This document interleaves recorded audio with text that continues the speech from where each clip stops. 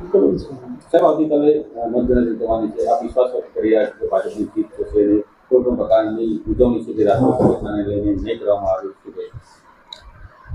મિત્રો, આવતીકાલે લોકસભાની ચૂંટણીનું પરિણામ છે.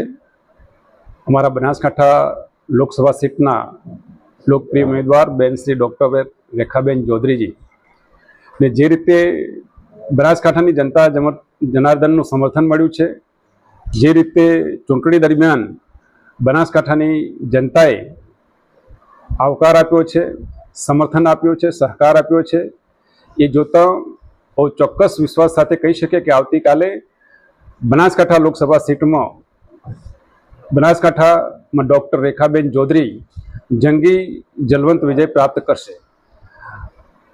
ગુજરાતની અંદર 26 લોકસભા સીટ ભારતીય જનતા પાર્ટી જીતશે અને ગુજરાતની જનતા મોદી સાહેબને ફરી દેશના વડાપ્રધાન બનાવવા માટે ગુજરાતની અંદર 26 સીટ જીતી અને હેટ્રિક થશે, એમાં કોઈ શંકાને સ્થાન નથી. અમારા પ્રદેશ અધ્યક્ષ CR પાટીલ સાહેબે રાજકોટની અંદર જે ઘટના ઘટી છે એ દુઃખદ ઘટના છે. એમાં સૌ ભારતીય જનતા પાર્ટીના કાર્યકર્તાઓ આ દુઃખની ઘડીમાં સંવેદના સાથે દુઃખ વ્યક્ત કરીએ છીએ.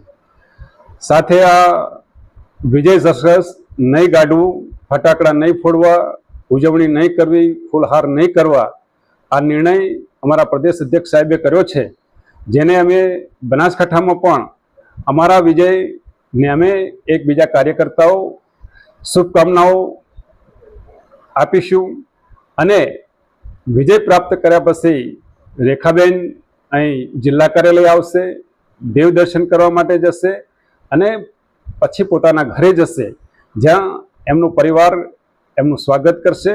કોઈ પણ જાતનો વિજય સરઘસ નહીં કરવું, ફટાકડા નહીં ફોડવા, મીઠાઈ નહીં વેચવી, એ બાબતમાં મેં નિર્ણય કર્યો છે. ઓકે.